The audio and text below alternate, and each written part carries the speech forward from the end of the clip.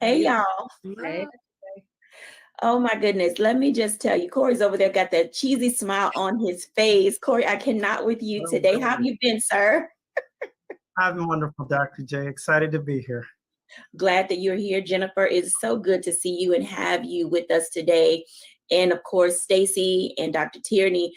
So I'm just going to jump right in. We're talking about one of Dr. Tierney's favorite subjects. She even wrote a book about it. It's called Level Up. And she's probably going to be a little mad because I'm going to put her on the spot first. But as we think about everybody, just think about this for a moment. We're in this space. We are, moving right on into 2023. Here we are already at May. Like what happened? Those other few months just flew by so fast. And, some of us started our year out knowing exactly where we were going and what we wanted to do. And we had a plan to get there. And we're in that upward trajectory. We know what we're doing. But there are some people who are kind of caught in that space of, I've plateaued and I don't know what my life should look like these next few months and to get me to my end goals. So, Dr. Tierney, in your work, Leveling Up, talk to us about what leveling up means and how do we establish a baseline first and then sort of take those next baby steps to get to where we need to be. Absolutely. So excellent question. And the first thing I want to say out the gate is that leveling up is different for everybody. I think we fall into this trap, which often gets us stuck because we're looking at someone else's level up journey, what leveling up means to them.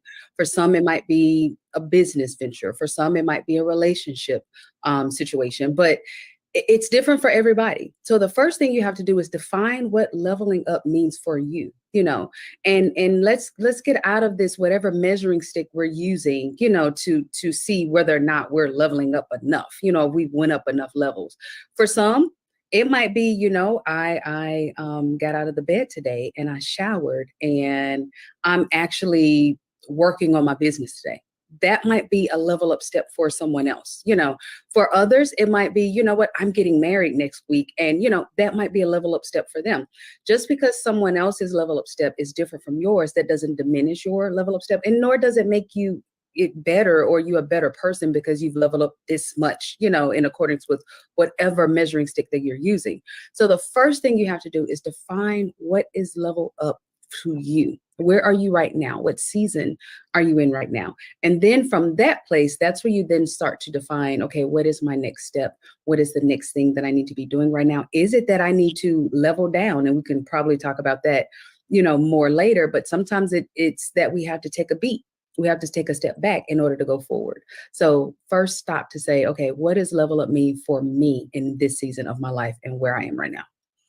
Thank you for sharing that information because, Corey, I hate to do this to you, but oftentimes I feel, and I don't know if other audience members or our guests feel this way, but when it comes to talking to men about their trajectory in life and how they level up and what they do, I would bet that it looks different than women because our goals, our nuances, our approaches are different. Can you talk to us about that? And what does it look like? And if you're giving coaching to men, how do you help them figure out what leveling up looks like? Because all of us are on a different journey.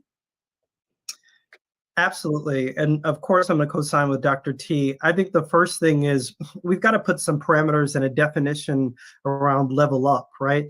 Level up is to advance, right? And depending on who you are, your skill set, your life dynamics, your spiritual state, level up looks very differently, right? And I love what Dr. T said. Sometimes leveling up for someone that is coming out of grief, coming out of losing a job is, I got up today and I put on fresh clothes, right? Comparatively to someone that is, maybe you're in a career and you have everyone is rooting for you and you've got everything that you need to succeed, but you are honestly your biggest, stopgap and you need to advance the ball, right? That's different. When I look at men particularly, and I look at other colleagues and where there's such a societal challenge, and specifically men of color, because of what society has already deemed where we are, right? And so it's hard to almost define what you imagine your future to be with a society that has already defined you, right? So you're in this state, if you will. You're in this manifestation of This is what they think I should be. This is how they have defined me. And it's hard for us to sit and define ourselves. There is the obligation of being protector and provider, maybe husband or wife or brother, and being the person that comes and shows up. And when you are leveling up in that aspect, sometimes we forget to level up in our own selves, right? Forgetting our own desires, our dreams, our aspirations. And to be honest and to be frank, there's such a dichotomy, specifically in minority communities, about the need to show up and be there for everyone else, right? To be present for everyone else. And so that's what you see a lot of the times. And when I have conversations with other brothers that can sit and pause and think, they have wild dreams of what they could imagine. They have wild wonders and visions, but sometimes we need the space to explore and to dream, and the safe space to even conceptualize what we could be. Dr. J? You bring up a good point. And Corey, I'm going to ask you a second question, because you said conceptualize what it is you want to be. Life moves so fast. Priest, protector, provider, take care of everything for everybody. I don't want to be the male that's the slacker. I'm the person who made it out, so I'm doing it for everybody. How do you manage all of that while you're trying to level up? Because the pressure is real. You know, I put it like this, as a person of faith, right? As soon as I let go and let God, if we go to like some of them old songs, that's actually when I personally saw advancement, right? Mm-hmm. When I tell people the analogy all the time. If you give me something, if you give me a ball of sand, and the more I squeeze, sand just falls out. But actually, if I loosely hold, right, I could actually probably hold more sand. And so I have learned to show up and do what I'm supposed to do, and let the good Lord do the rest, right? There is something that you have to do. You know what you're capable of doing. You know where the Lord's trying to stretch you to go, and you've got to show up like that. But you also got to give people back their plate. I learned this year so much about giving people back their plate. Before I knew it, I was a server. I had everybody's plate in my hand, and my plate was barren, and my plate was struggling. And I said, you know what? Let me give people back their plates, and let me focus on what it is that I'm called. Let me deal with what I have. And my plate began to look full and blossom. And that didn't make me a bad person, right? And I think the psychology of I'm not doing everything, I'm not being all things for all people, is a danger in our society. The best way to put it is like this. When you're on the airplane, they say it simply: place your oxygen mask on yourself before placing it onto others. That makes so much sense. Stacey, let me ask you a question. Corey just mentioned something. Oh Lord, I hope the audience heard it, because my ear got piqued and I was tuned in. He said something along the lines of relaxing your hand and loosening the grip. Talk to us, if you will. You are an educator, an author, a business owner, and sometimes you have to loosen your grip in order to be able to level up. Could you talk to us about that for a moment, about how do you design what leveling up looks like for you? Yes, Corey is absolutely correct. I know for me, loosening my hands look like not being in control of everything. Because I do so much in the spaces that I operate in, I have to trust and allow others to join in to help my vision come to fruition. And sometimes, when it's your baby and it's your thing that you're trying to birth, you'll grab onto that thing so tight, and because you think that no one else, can do it with you or for you. And so then what starts happening is you will start, losing control of the control that you think you have. So whenever I loosen my hands and allow myself to be surrounded by people who wanted to help with my vision and wanted to join in, it allowed me to be just that, the visionary. It allowed me to, play chess, and allowed me to move the parts, and the other players helped me with that process. So it made the process a lot easier. It didn't take away the struggles. It didn't take away those kind of things, but it did help it. In terms of what leveling up looks like for me, I think the hardest thing is you just have to know what it is that you want. Just like my colleague said, we know what we want in terms of what other people say to us. You know, you allow someone to come and say, oh, Stacey, I think you should do this. And then I start thinking, should I? Maybe I should. Maybe so-and-so was right about this. And then it start confusing, you know, my actual what it is that I want. I think that's what a lot of people struggle with. It's just staying true to knowing, what do you want? Oprah said that best. You starts with just saying, I want this. And then you just go after it with everything that you got. Going after it with everything you got. That literally in itself sounds like a task that some people don't know how to grasp. I want to talk to Jennifer Bishop about this, because Jennifer, in the work that you do and how you provide training and development for individuals, you find people who are sometimes stuck in a rut. And you walk them through by faith, you walk them through by coaching, you walk them through in so many ways. How do people know when to reach out to get the assistance that they need in order to be able to level up? You know, I think that when you get to a place where you feel constricted and you don't know exactly how to get to the next steps, what I like to have a conversation with people about is to, one, realize what you have already done. Sometimes we focus on where we're trying to go, that we don't take the opportunity to grasp how much we have already overcome. So when we're trying to level up, I think we have to step back, because stepping back allows you to take a vantage point, a Monday morning quarterbacking of what you have already done, and embrace your successes. I think, as was said earlier, you know, the trials and tribulations are going to come, but you have to recognize that you already have the strength inside of you to overcome what has already been done, those successes. And I love a quote that Winston Churchill has said. You know, he said, success is not final and failure is not fatal. We have to recognize that regardless of what we're doing, success is not final and failure is not fatal. So whether it had been a loss, well, I don't believe in lose. I believe in you learn and then you go on to win again. But you get that opportunity to continue on, and you get that strength, build a reservoir of strength from those prior successes, so that when it's time to go forward, you have the ability, you have the strength, and you have the village around you. One of the great class that I took when I was, my doctorate was on delegation. Build a village around you who can support your dream, as was just said, and allow them to partake in it so that you can go forward faster. Go forward faster. There's so many things to unpack here. And when we come back after the break, let's talk about a few of those, because there are going to be times in your life where you have to figure out how to step back in order to step up. We'll be back in a moment after the break.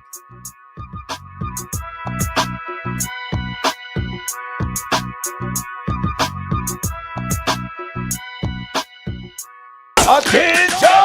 We're back, bigger and stronger than ever. Season 2 is reloading May 26th at 8 p.m. Eastern Time. What's up? Being a black man, we gotta stop letting this slide. With new hosts Let me tell you what damn time it is. and big celebrity surprises. Kiss my behind, it's Oprah Winfrey. Subscribe today at Truth Talks Live, Give black people what they need, and we'll show them, please. and don't miss out on all the upcoming viral moments. Simulcasting weeknights at 8 p.m. on Roland Martin Unfiltered and Black Star Network and Truth Talks Live. I'll see you there.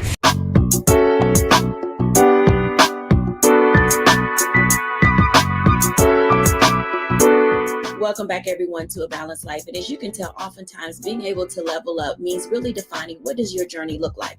It also means bringing some people along with you who not only understand you and get you, but who also will tell you the truth.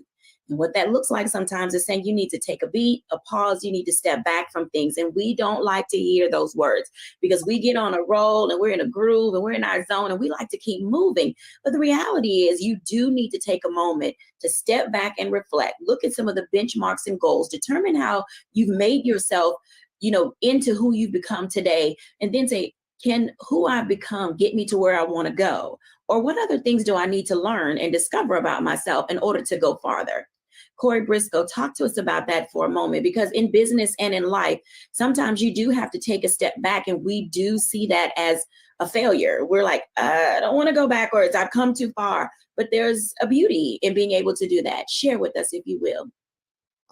Oh, I love this one. And I love it because as business owners and leaders, we're taught that if you aren't moving forward, if you aren't in the limelight, if you aren't on your necks, you aren't progressing. But sometimes you just need to sit your tail down somewhere. And I think that's the honest truth that we have to have. Is sometimes the best advancement is me taking a moment and breathing. The best advances is me strategizing and rethinking and evaluating so that I can move forward thoughtfully. I remember we're now, January, we will be 10 years old as a firm. And I remember at the point there were just 4 owners. And we had kind of, was like, oh, we won't bring on executive leadership. And 2 years ago, we brought in another executive leader. And for a while, I was like, does that mean that the owners, we can't handle it? Does that mean we can't, we don't think we have the capacity or whatever? And the reality was we did need that. We did need that extra strength. And we did need the time for us to actually allow someone else to do so that we could think and pause. And I charge everyone that's watching, and I think my colleagues would do the same. Some of the best places of strategic alignment is pausing, right? It's taking the moment, it's reevaluating.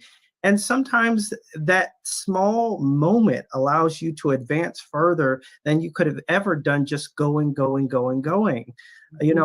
Our bodies, our temples are designed that there is a respite period and then there is a movement period. At night, scientifically, it's proven. You look at a male data and all the research that the body literally heals itself at night, right? So that pause is necessary for advancement, for strengthening. And so I feel very passionate about that. And I think that's one of the conversations, one of the stigmas we need to defeat, that if you aren't advancing and moving forward, you're not doing something. Being stagnant is not always a bad thing. Sometimes it helps us, get into that space of being able to overcome. Stacey, talk to us a little bit about that, because I know that most of us, because of where we are in our life, have done this faith over fear. Sometimes we don't realize that doubt and fear are just a part of the process of being able to advance yourself, because it does cause you to stop and grow and take an accounting of what you're all about as an individual. Talk to us about that, Stacey. Yeah, you gotta deal with that fear, and you also have to just have an awareness of the things that you're fearful of, because it don't always come out just right in your face. Like, I'm scared of making my next move. It can be in your subconscious mind that you're not making that next move, and you're trying to figure out why. And it's really because you're about to go into something different, some change, some whatever, and you just haven't recognized that it's not that you can't do it. It's just that you're fearing the unknown. You're fearing what you can't see. I too just last night had this conversation literally with a group of colleagues, because you always just surround yourself with people who are already where you're trying to go or where you're trying to be. And at dinner last night, I'm in my 10th year of running the charter school and as the founder of the school.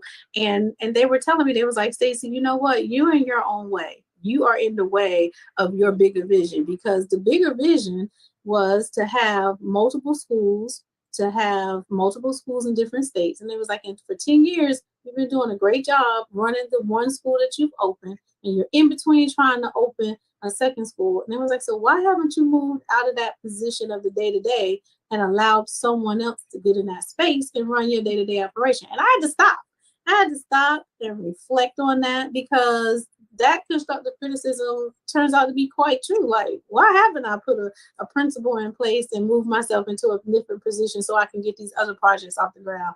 And so the last thing they said is like, you do a lot of stuff, but you're not Superwoman. You really need to think about that. And so the hardest thing is to look within and say, how do I know when I'm in my own way? So I'm going to make some moves to what my colleagues told me, because that's exactly right. I got bigger projects to do, and I'm standing in fear. What's stopping me from doing that? Absolutely. Dr. Jennifer, talk to us about that, because in your work, Next is Now, we're like, what you say? How does that work, and what does that look like sometimes when we are just like paralyzed, by the possibility and the potential of being great? A lot of people, a lot of us suffer from imposter syndrome, and Next is Now is about recognizing where you are, where you were trying to go, where you dreamed about going is right now. We don't have the luxury of time. It used to be that, we may, tomorrow may not come. Well, you know what? 12 minutes from now may not come. So what are we waiting for? I think that's something that Stacey's group was saying to her. What are we waiting for? And oftentimes, even if you have achieved so much, there is still that piece inside of you that says, am I really ready for what I know that I could do, or I believe I could do, or people are encouraging me to do, but am I strong enough? I think Corey was saying, you know, bringing on another person, does that mean that I'm not doing what I need to do? When we come out of that space, when we overcome this imposter syndrome that we are not enough, that we are not capable enough, and remember, as I said earlier, what you have already achieved, that you have the strength pulled from that reservoir, then we're able to go so much further, so much faster. And that's what Next is Now is about. It's about overcoming doubt, overcoming the overdose of doubt that we have put on ourselves, shaking that off, and moving towards what is right now in front of us, waiting for us to put our hands on it. We're able, we're capable, we're competent, we are ready, and Next is right now. It's time for us to go for what we have always wanted to do, because if we delay it, we're delaying our next. And the people who are watching us, waiting on us, we're delaying theirs as well. And so Next is Now is about pushing an overdose of doubt aside and going for the greater that's in us.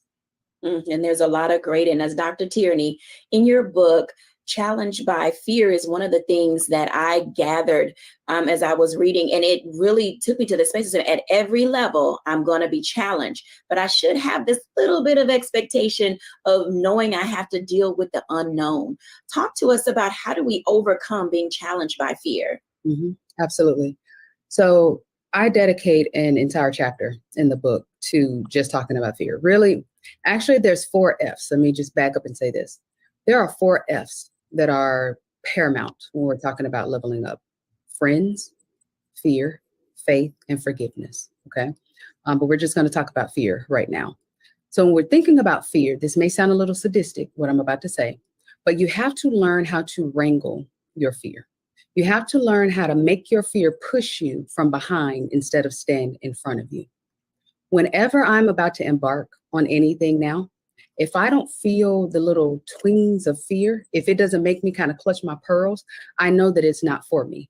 Not because I am like, oh my gosh, I just love the adrenaline that fear gives me. But that fear reminds me that whatever this is that I'm about to step into, it's bigger than me. It's going to require me to lean on my Heavenly Father. It's going to be something that's going to stretch me. It's going to grow me. And so that fear for me now is a signal that this is something that I need to step into. Now, I'm not talking about fear of like if someone has a gun to your head or anything like that. What I'm speaking about is that spirit of fear, that fear that's telling you that you're not enough, that fear that's telling you to run and hide, you know, that false evidence appearing real fear. That's what I'm speaking about. When you learn how to take that fear and make it be your fuel to help you go forward, you are unstoppable. And the number one way that we really learn how to wrangle that fear is really to understand and unpack that fear. What is it that I'm afraid of? Not just, okay, I'm just afraid of public speaking. No, what is up under that fear? I'm really afraid that they're going to laugh at me. You know, get to the root of the fear. And then when you get to the root of the fear, then we can address that root. So if I'm afraid of public speaking, because really it's not about the public speaking, it's about people are probably going to laugh at me. Well, what can I do? I can prepare. I can make sure that I'm using that fear, that fuel, that energy, and throwing it into preparing. I can make sure that my speech is together. I can make sure that I'm doing all of the necessary things so that I can present in a way that I feel my best, that I feel the most comfortable. When we just allow our fear and look at that fear and say, oh, I ain't finna do that because then fear has won. But when we see that fear and we recognize that fear and we say, okay, what do I need to do? And we lean into that fear, baby, when I tell you, sugar, there's nothing that you can't do. There's nothing that you can't do once you learn what that fear is trying to tell you. Something else that I do, I kind of put myself in fearful situations so that I can desensitize myself to the adrenaline that I feel when fear is present. About 2 years ago, I actually went and jumped out of a plane. And I did that. Well, one, I'm an adrenaline junkie. I love roller coasters and all the things. But I did that because I wanted to be able to look myself in the mirror and say, Tierney, you jumped out of a plane. So what is this thing? What is speaking at that organization? What is taking on this challenge? What is that? Because, girl, you jumped out of a plane. You know, so putting some parameters on your fear so that when you feel that, you can look at yourself in the mirror and say, girl, you've done a lot of hard things before. Like, this is nothing, sugar. You can do this, you know, and having that internal kind of engine that says, I guess, what was Thomas the Tank? I think I can. I think it can. I know that I can. So that fear doesn't have that power over you. So that's just kind of a 1-2 in terms of why we have to wrangle that fear and some of the ways that we wrangle that fear. Absolutely. We're going to dive in a little bit more after the break, because oftentimes we say things like, oh, I want to do great things. I want to do more.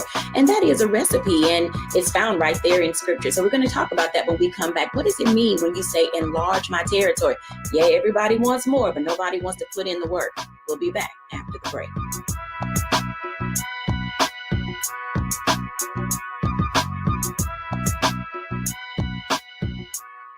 Hello, I'm Isaac Hayes III, founder and CEO of Fanbase. Listen to what I'm about to tell you.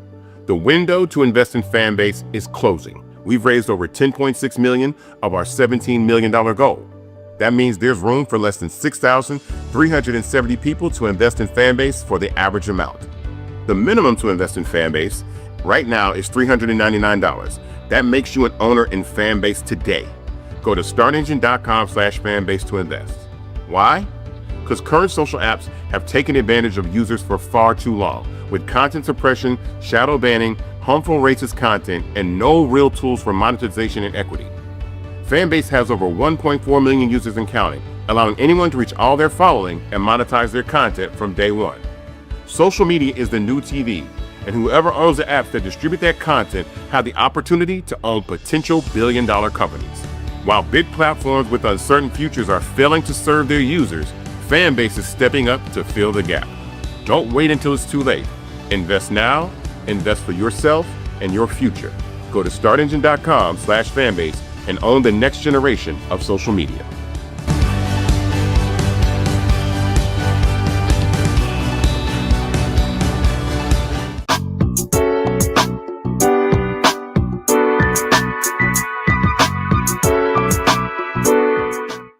Welcome back, everybody, to A Balanced Life. And as you can see, you're getting all the tips and tools you need.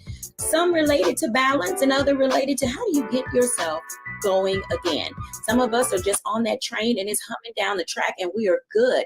But then there's some people who are stuck and who are stagnant. And sometimes you need to take a self-check and say, you know, I wanted more. I requested to do better. I made promises and bargained with God and did all kinds of things, but yet we refuse to move and act. Corey, talk to us about that, because we often say, oh, if I get this, or if you give me this space, or if you give me these clients, if you give me more education, whatever it is we're bargaining for, we get it. And then we don't fulfill the promise to do the work that we said. Talk to us about that.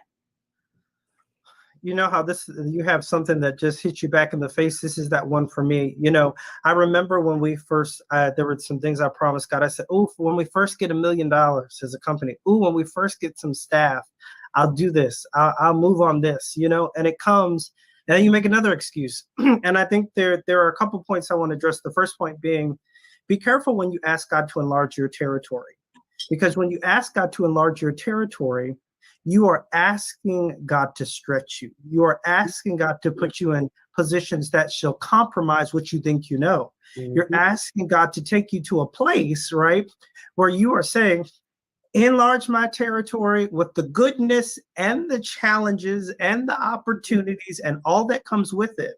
So I'm careful when people say, oh, I want this. I remember, you know, now being a multi-million-dollar organization and having every week we bring on a new staff, and I'm now walking down halls and I don't know my team.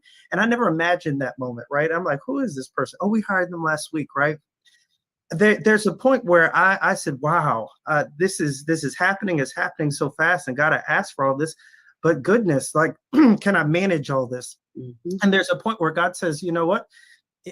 Didn't you hire leadership? Isn't their job to also manage all of this, right? I've given you visions that you have to go for. I've given you stuff that you have to pursue. And you told me if you get this, you would do that. And so I find myself even doing what I think I heard Stacy saying is re-looking back at what the vision was and the promise was and saying, you know what?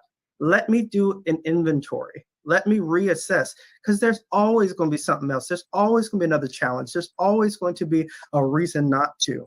But big faith, I heard a quote today. One of my partners is down at the Pastors and Leadership Summit with Bishop Jakes, and she sent it to the executive leadership team. And she said this, she said, Jake said it best, facts is the enemy of faith. Facts is the enemy of faith. Because when you look at all the facts that you have in front of you, automatically you're like, oh, this is my reality, right? But big faith isn't dictated on facts. It's really dictated on you stepping out of the facts and knowing what you know and whose you are, so that you can eventually achieve. And I think that's the place that I think those of faith have to come from. And just those that, even if you aren't in faith, right? If you just a big business, I remember there was a point where cash flow was, $1,000 invoice would be so impactful for the agency some years ago. Now it's like, if it ain't a $200,000, $250,000 invoice, right? If that it's a different mindset. And so I say this to say, I thought when I got the $250,000 invoices, I'd be like, everything will be okay. But every level requires a different test. And when you get to every level, there is a new problem. So you can't put off what you could do today. Mm-hmm. That is so true. Dr. Jennifer, these things that we say we want and desire, we're often not positioned for them. Why is positioning important as a part of our strategy when we think about leveling up? I'm a woman of faith. And so 2 Timothy 1:7 says, I did not give you the spirit of fear. And I'll rest it right there. It's not that he never said that fear doesn't exist. He said, I just didn't give it to you.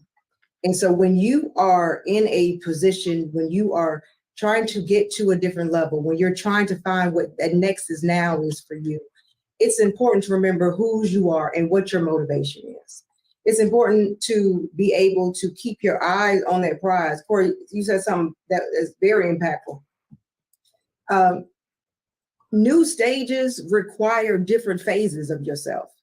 And it's not that the person or the situation may change, but the person is going to remain the same. So as using your analogy, well, $1,000 invoice yesterday was impactful, but now, your focus is on a different level of invoice, but the piece is that it's still there. So you're preparing yourself along the journey to understand what the vision was, write the vision and make it plain. Understanding where you're going and how you're going to get there, who you're surrounding yourself with. I believe that Dr. Tierney said that about the friends, but also knowing that fear is natural. Fear is going to be there. But if you are fearful all the time, if you're living in that place, then recognize that that is not the place that you're supposed to be in, because God did not give the spirit of fear. But my point in all of that is recognizing he didn't say that it didn't exist, but you have to understand he didn't give it to you. So that's when there's times when you have to take a look at where you are and reassess where you need to be. I think that's a very valid point, because oftentimes we get into this space of saying, I don't know what my strategy should be. And so we've heard that some of our strategies, are related to, one, having awareness of what is going on around you, know who you're going with, know yourself better, take your faith with you if you're a person of faith or have some type of belief system. You just can't be all out here in the world saying you want to level up and do great things when you really don't have some type of a firm foundation in which to do that. Dr. Tierney, in this whole process of talking about leveling up and getting yourself together, we have to be cautious about becoming one note. I mean, we can just Google and see that there are a whole list of musicians out there that had one-hit wonders and never heard from them again. But oftentimes in our growth and development, God stretches us and we stretch ourselves, and people around us stretch us to the point of saying, there's more to you, and I need to see all those layers of the onion. Can you bring them? And sometimes we're like, bring what? Because we're clueless about who we were created to be. Talk to us about getting into that space and positioning to be great. Absolutely. And this is why you have to understand that leveling up is a process. Part of the I guess the biggest disservice that social media has done is to make people think that leveling up, you do that overnight. Like I just woke up one day and like, boom, business. Or what Corey was talking about in terms of the $200,000 invoices. Like, that just happened overnight. Like, it is a process. And the reason why it's a process and why you have to stick with the process is because you want to be able to level up and maintain, not just get there and then not have the character, the stamina, the discipline, the skill set to be able to maintain that new level. So that's why you see people going up and coming back down and going back up and coming back down, because they're trying to abort the process. But the process is critical. One of the things of what we were talking about, of people saying, well, when I get this and when I get that, the reason why we get caught into that is because, like I just said, we're trying to abort the process, and we're thinking that once I get that new thing, once I reach this dollar amount, once I get this many clients, then it will be easier. Sugar, newsflash, it's not easy. Leveling up is not easy. There is nothing easy about it. If you're doing it right, it's going to be difficult, because that's part of the process. It's helping you to become. It's helping you to become whoever you need to be on that level. And I'm not talking about like not keeping it real and like changing your whole persona, anything like that. It's helping you to become more of who you already are. It's helping you to tap into all of those gifts and talents and characteristics that God put on the inside of you. It's helping to prune out of you all of those things that will help to destroy your level. It's helping to prune out those people that cannot go with you. So you have to stay with the process and understand that where you are at the process right now, you have everything that you need for right where you are. And it's your job to use the tools that you have to get what you want. Shout out Players Club. Use what you got to get what you want, without thinking that if I had this other thing, then I would be better off. Because Biggie told us, more money, more problems. You're just going to have a different problem. You're going to have a different tax bill. You're going to have a different level of situations that you have to navigate. And when you try to skip the process, when you try to skip out on those difficult conversations, when you try to skip out on those tough moments, then you won't have what you need in order to maintain this new level and maintain the challenges of this new level. So don't get so focused on the blessing that you forget that for every blessing, there's a burden. There's a backside of the blessing. And this process is preparing you, yes, to hold the blessing, but also to be able to navigate the burden that comes along with it. That's significant, because when I'm listening to everything that you all are saying, and I heard Corey, I heard Stacy talk about this 10-year process, and in relationships and marriage, I was like, oh, there's this 7-year itch. Sometimes you get there, sometimes you don't. But in business, it's that 10-year mark, and people are like, oh, it took you 10 years to get this dollar amount. Oh, it took you 10 years to get your own building. Oh, it took you 10 years to write a book. Let me tell you, there's growth in that 10 years. And I'm going to ask Stacy this question as she prepares as a businesswoman to open a high school. There's something that happened during that 10-year period that you now know is going to sustain you for this new venture. Talk to us about some of the growth nuggets that you've gotten for waiting, because there's a reason why you had to wait and needed to wait. So talk to us about that. Yeah, the reason is because I had to fail. I had to fail continuously so that I can learn lessons, so that now that I'm moving into the high school, I'm taking a whole different approach. When I did the charter school, that was my first time. I didn't know what I was doing. I was just doing. I had big dreams, big visions, and I was just moving forward. And little things like from hiring contractors to do the work. You go out and you're building these partnerships with people, and somebody take advantage of you. So you learn that. So now that I'm looking for contractors for the high school, I know the questions to ask. I know what to look for. So I'm like, oh, you can get me one time. Shame on me. You get me twice. Or shame on you, shame on me the second time. So I think you have to wait so that you can build your character. It was a lot of character changes that I went through in the 10 years. I speak different. I listen different. I hear things that I didn't hear the first time because I was so excited about the journey. I was so excited about whatever. I was just voluble. So now my ear is a different ear as I go through it the second time. So for me, the 10 years was about improving me, making me a stronger person so that I can be able to hold both at the same time and not be taken advantage of, and not, allow one to fall while I'm moving the next one. So time is for your personal growth. Time is for your personal growth. I hope y'all heard that, because you're waiting and waiting and waiting, and you thinking it's never going to come, but time is for your personal growth. When we come back after the break, I'm going to ask our guests to give us some of those wisdom keys that they've learned on their journey. We'll be back in a moment after the break.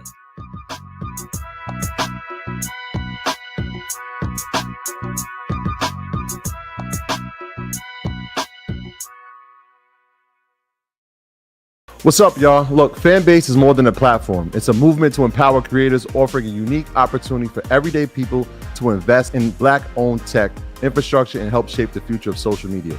Investing in technology is essential for creating long-term wealth and influence in the digital age. The Black community must not only consume tech, we must own it. Discover how equity crowdfunding can serve as a powerful tool for funding Black businesses, allowing entrepreneurs to raise capital directly through their community through the Jobs Act.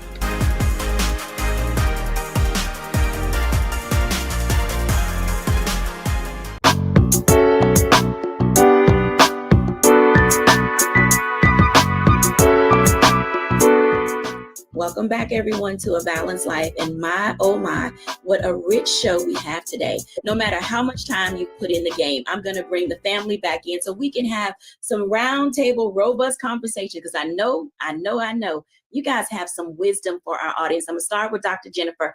Jennifer, tell them what they need to know. Whatever's on your heart, how do people do what they need to do to get where they've got to go? Stop thinking that persons are extraordinary. If you see someone who is, on a screen or doing something that you're just praying that one day you can do, stop thinking that there's something special about them that's not special about you. God just doesn't work that way. He doesn't pick one and say, this one can do this one and this one can do that one. They're not extraordinary. Sometimes some of us, we're all ordinary. We just go and do extra. So there's some extra things that we have to do to get to certain places. So don't succumb to the idea that you don't have it and you can never get it. You can. You have to pursue and you have to recover all sometimes. And so take that opportunity, but never, ever, ever think that there's somebody who's more, that God has given them more than they've given you. We all have the ability and you should go for it. Absolutely. Who's next? Stop thinking that you are not enough. You just like Dr. Jennifer just said, you have everything you need within you. Once you start believing in yourself, regardless of what other people around you believe, if you believe that you can do whatever you just dreamed, just get up and start doing it. Just keep moving. And if I can just jump right in behind that, this is why it's important. Y'all hear me say this all the time. Know who you are.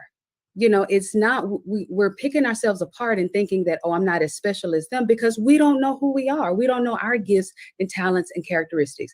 Am I going to go and open a charter school like Stacy? No, absolutely not. But I am the best life coach on this side of glory, because I know who I am. So when you tap into who you are, then you'll know exactly what it is that you have been uniquely designed to do, what God is calling you to do, your space in this earth, your purpose, and you can occupy that in full confidence, not because it looks like somebody else, not because you're comparing what you have to theirs, because you are being fully, authentically you, and that's all that you can be. And then watch yourself level up over and over and over again from that place. I love that. I think that's 100% right.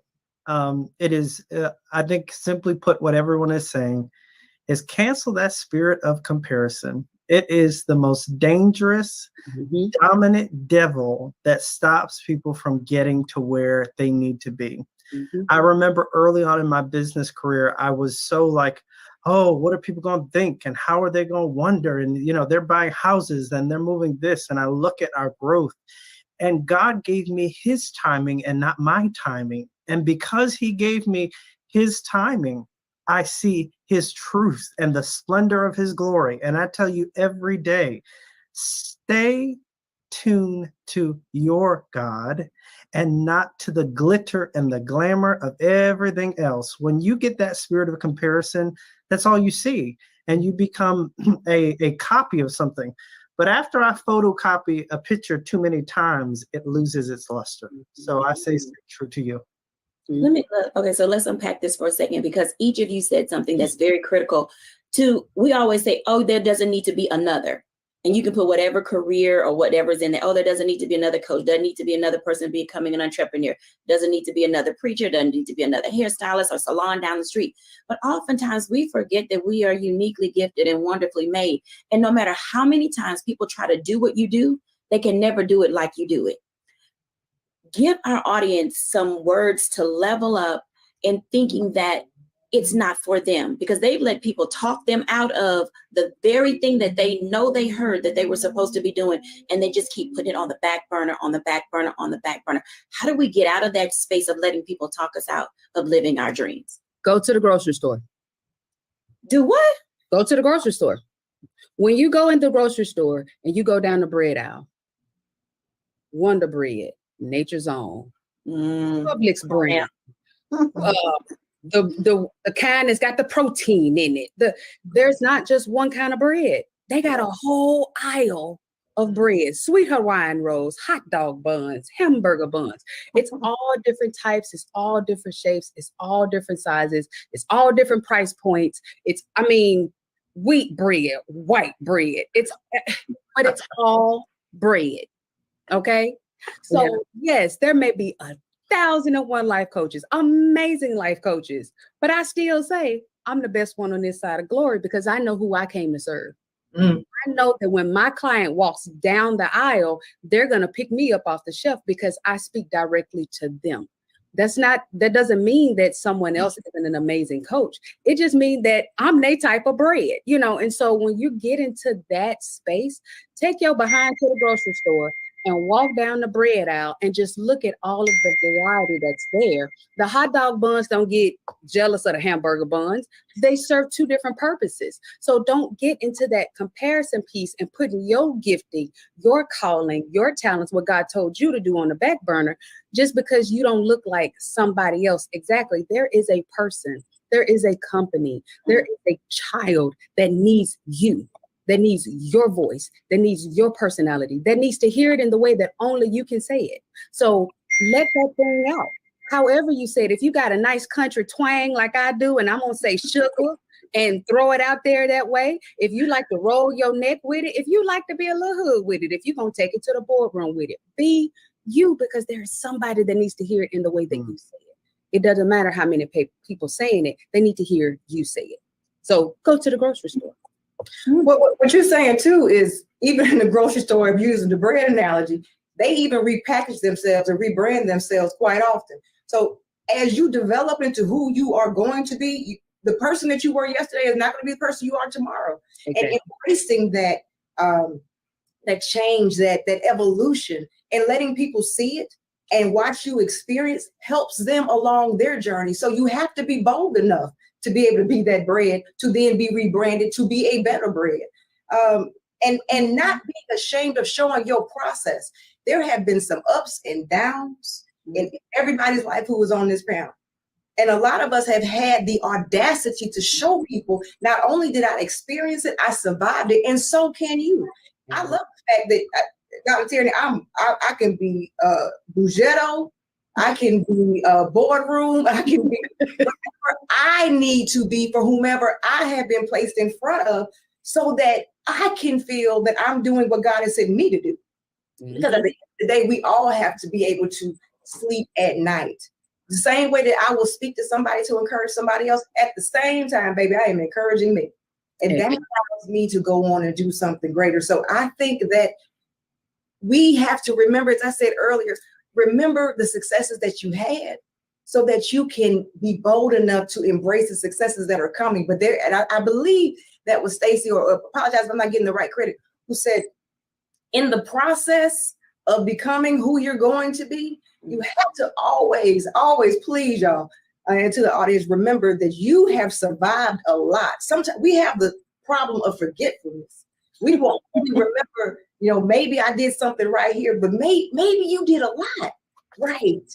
And you have to own that so that you can go forth and you can continue to conquer, because that's what this thing is about. And conquering together, conquering with the village that is worthy of hearing your testimony, because everybody who's around you doesn't need to hear and experience what you've been through. So be selective as well, because Yeah, I'm gonna leave that right. That's probably another show. Yes.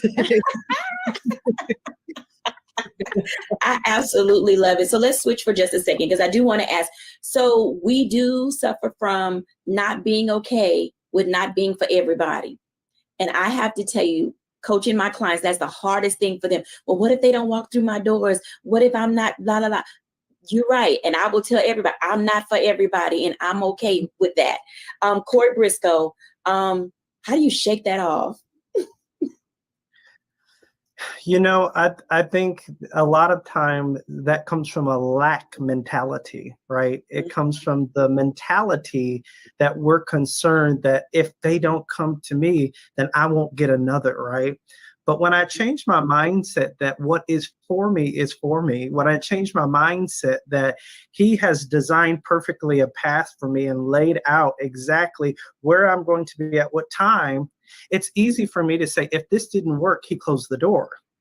If I'm not in that mindset, I look at there's an inferiority or there's something wrong with me, instead of saying he designed it this way, right? And I think that is so important to know. I think that's the defining factor. I think even in my own personal journey, when I realized that he was closing the door and it had nothing to do with me, now when it happens, I mumble under my breath, thank you, Father. Thank you. I literally pause in that moment and say, thank you for the closed door. Thank you for the closed door.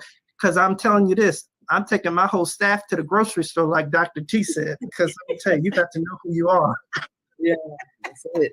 Walk that bread out. Say thank you, Jesus. Walk the bread out. Thank you, Jesus. I think that is so important. Stacey, anything you'd like to add to that? Because sometimes we're not okay with not being okay with people not being okay with us.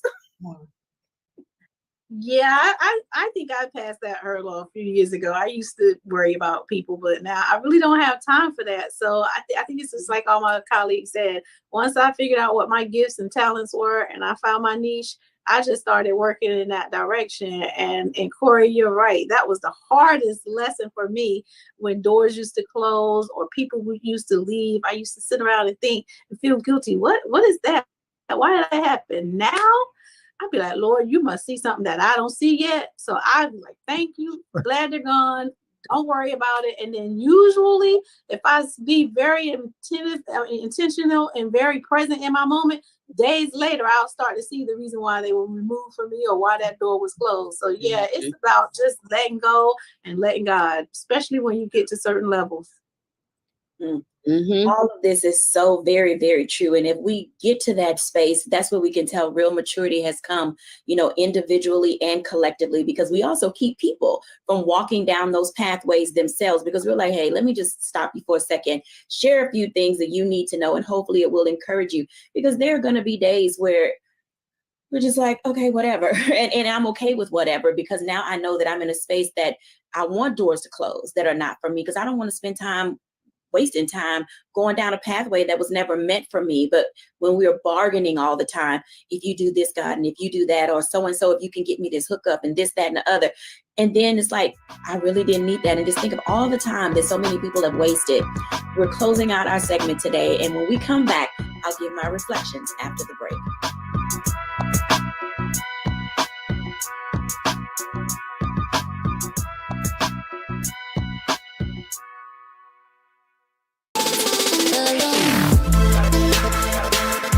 Hey y'all, welcome to The Other Side of Change, only on the Black Star Network and hosted by myself, Bria Baker, and my good sis, Jamira Burley.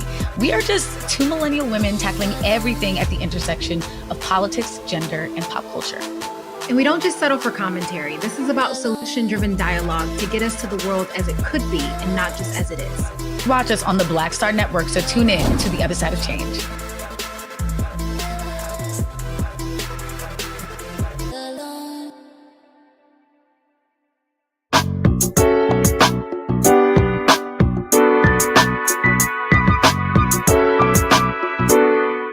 Welcome back, everybody, to A Balanced Life. And as you can tell, the ABL Village has spoken. There are some things that are going to be going on in your life as you try to level up that are not going to be for you. And we're encouraging you, as well as challenging you, to say that it's time to be okay with other people not caring for who you are as a brand. as an individual, as a person, you are uniquely gifted and wonderfully made. And the moment that you stop allowing other people to influence and encourage what you know you're supposed to be doing, that'll be the moment that doors will open, that things from heaven will just fall down in your space, and you will have this sense of peace and a purpose and clarity that you are now ready to not only level up, but maintain that level as you go to a different level. Thank you everyone for watching. Bye now.